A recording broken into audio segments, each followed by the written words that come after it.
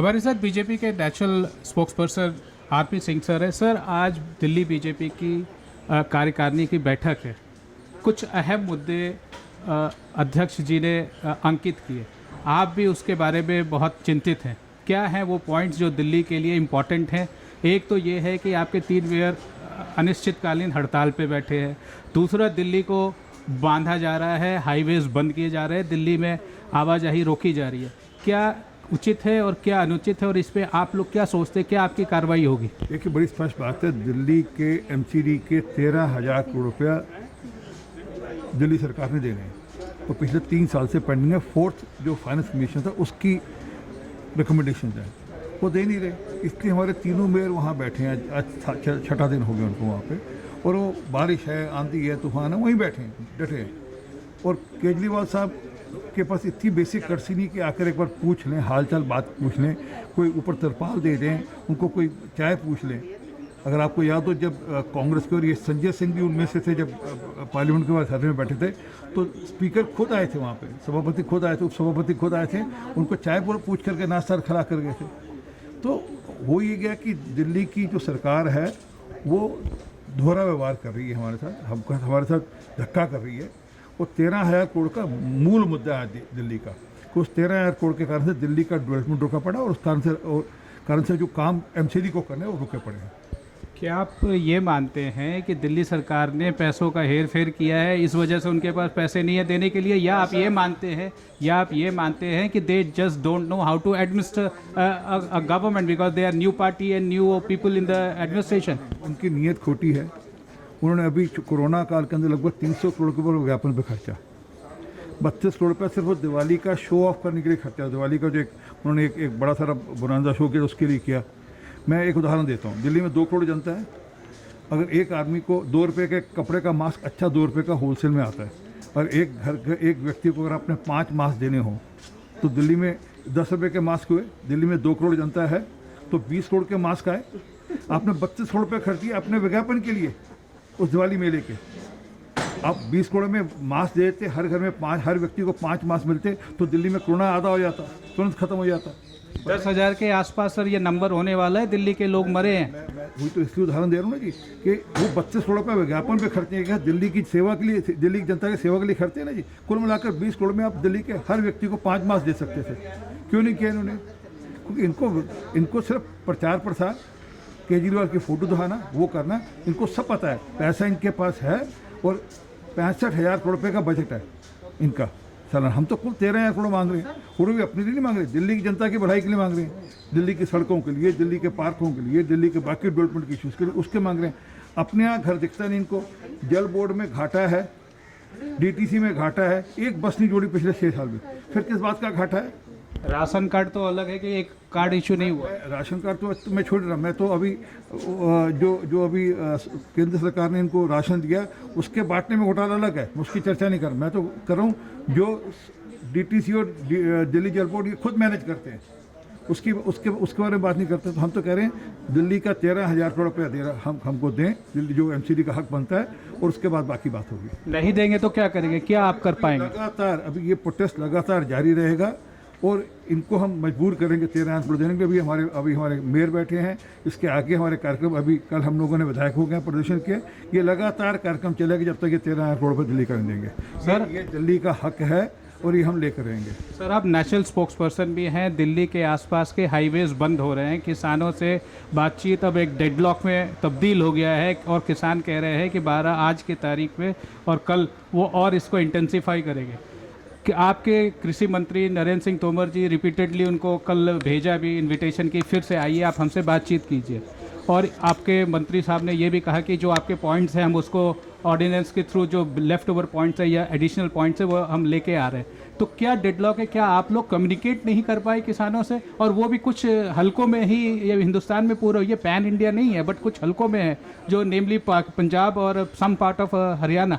अब थोड़ा सा राजस्थान के भी लोग इससे प्रभावित होने लगे। देखिए, राजस्थान में कहीं कुछ नहीं हो रहा, छत्तीसगढ़ में कोई कुछ नहीं हो रहा, केरल में कुछ नहीं हो रहा, कर्नाटक में नहीं हो रहा, आंध्रा में नहीं हो रहा, तेलंगाना में नहीं हो रहा, पूरे नॉर्थ ईस्ट असम और अरुणाचल में कहीं कुछ नहीं हो रहा, बंगाल में कुछ नहीं हो रहा। तो मैं क्या है कि इसके मूल में जाएंगे तो आपको एक बात समझ लगेगी कैप्टन अमरिंदर सिंह ने गुटखा साहब हाथ में पकड़ा था, हमारी रिलीजियस बुक हाथ में पकड़ा और बोला कि मैं 6 महीने में नशा मुक्त कर दूंगा पंजाब को। ये गुटखा साहब हाथ में पकड़ा। फिर उसके बाद बोला था कि मैं हर बच्चे को मोबाइल फ़ोन दूंगा फ्री, ये कहा था। और तीसरी बात उन्होंने बोली थी कि मैं 90,000 करोड़ रुपए का किसान कर्जा माफ़ करूंगा। किसान कर्जा किसान ने कर्जा किससे ले रखा है? आड़तीए से। वो पैसा ले रखा है आड़तीए से, ठीक है। और आड़तियों पे यूनियनबाजी करते हैं कांग्रेस के लोग। ये एक विशेष साइकिल है जिसके अंतर्गत अब वो वादे पूरे कर नहीं सकते अपने, वो अपने वादे पूरे नहीं कर सकते, वो वादे पूरे नहीं कर सकते, इसलिए उन्होंने किसानों को बरगला दिया है। अब जबकि सरकार ने, केंद्र सरकार ने, मोदी सरकार ने उनकी सारी मूल बातें मान ली हैं। एमएसपी कहा हम लिखे दे देंगे, एमएसपी रहेगा, लिखे दे देंगे, आश्वासन दे दिया।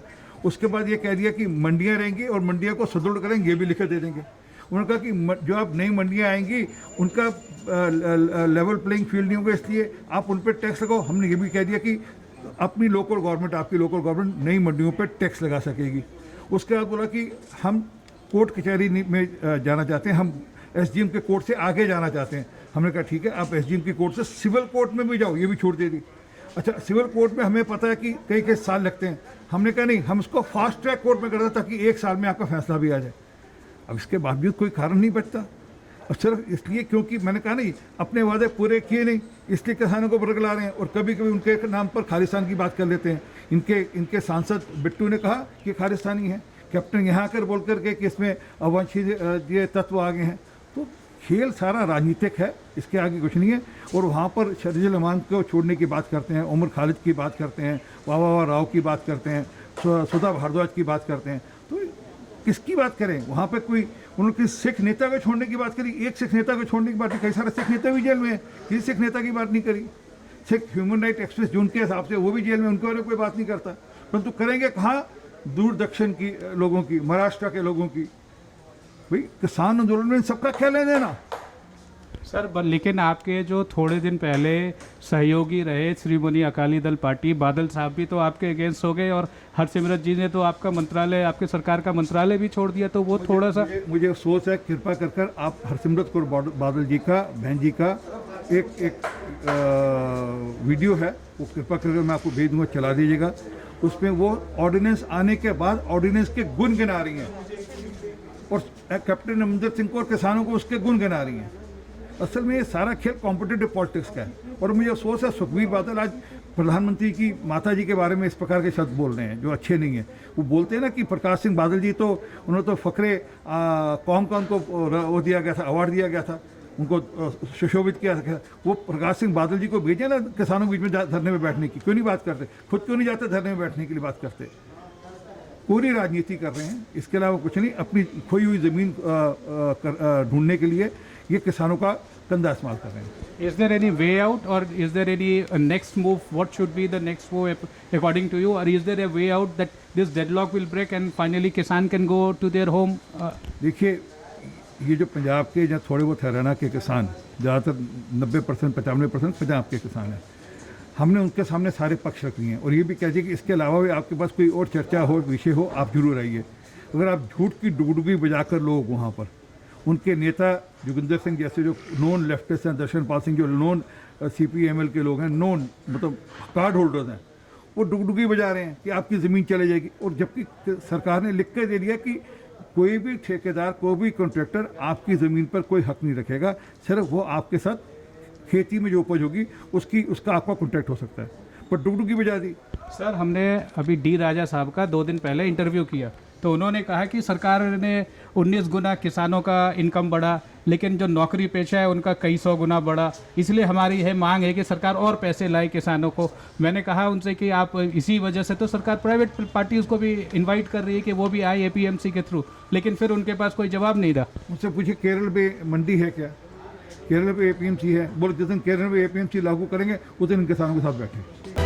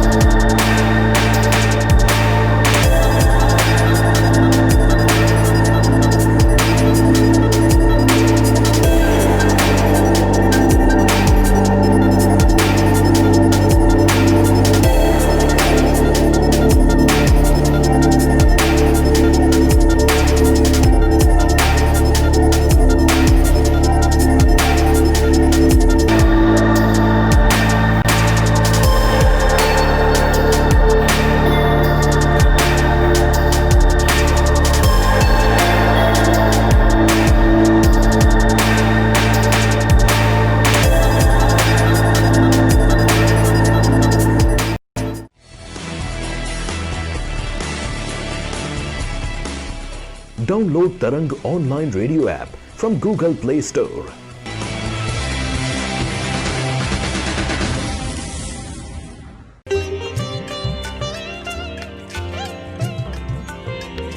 You are listening to Tarang Devotional Online Radio.